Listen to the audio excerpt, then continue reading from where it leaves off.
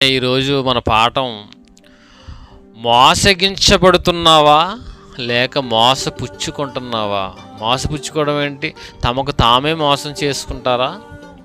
అవతలి వాళ్ళ చేత మోసగించబడే వాళ్ళు ఉంటారు. అవతల వాళ్ళ చేత మోసగించబడిన వారిని చూస్తే మనకు జాలి కలుగుతుంది. తమకు తామే మోసగించుకుంటే అలాంటి వాళ్ళు ఎవరో జాలిపడరు. నీ చేతులారా నువ్వే కదా చేసుకున్నావు, నీకు నీవే మోసగించుకుంటే ఇంక మేమేం చేయము అంటారు చాలామంది. ఏంటా మోసగించుకోవడం? తమకు తామే మోసపుచ్చుకోవడం అంటే ఏంటి? యాకోబు రాసినటువంటి పత్రిక 1వ అధ్యాయము 22వ వచనం. కేవలం మీరు వినువారు మాత్రమై ఉండి మిమ్మును మీరు మోసపుచ్చుకొనకుండా. చూడండి, ఇక్కడ అంటే కేవలం ఇక్కడ వాక్యం కోసం చెబుతున్నాడు. మీరు కేవలము దేవుని మాట, బైబిల్లో చాలా విషయాలు ఉన్నాయి, బోధకులు చాలా విషయాలు చెబుతున్నారు.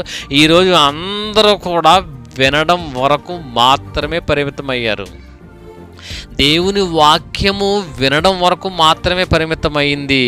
దాన్ని ఆచరించేటటువంటి స్థాయికి ఈరోజు వాక్యాన్ని తీసుకొని రాలేకపోతున్నారు.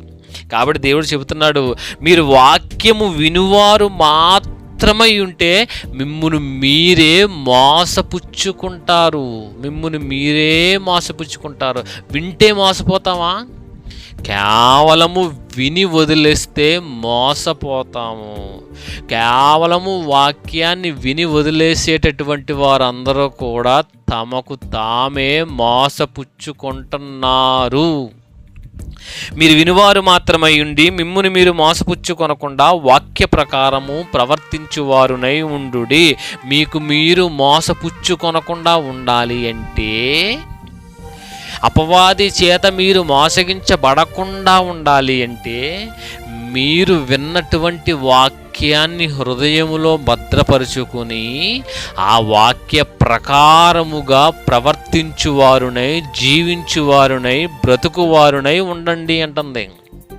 కేవలము వాక్యాన్ని, ఎంత మంచి వాక్యము విన్నా విని వదిలేస్తే ఎటువంటి ఉపయోగము ఉండదు. కానీ విన్నటువంటి వాక్యము బైబిల్లో అలా ఉన్నదో లేదో పరిశీలించుకొని, విన్నటువంటి వాక్యాన్ని హృదయంలో భద్రపరుచుకొని, హృదయంలో ఉన్నటువంటి వాక్యాన్ని ఎప్పటికప్పుడు నెమరు వేసుకుంటూ, విన్నటువంటి వాక్య ప్రకారముగా ఎవరైతే జీవిస్తారో, బ్రతుకుతారో, ప్రవర్తిస్తారో వాళ్ళు మాత్రమే మోసపుచ్చుకొనరు. ఎదుటి వారి చేత మోసగించబడేటటువంటి స్థాయిలోనూ వాళ్ళు ఉండరు.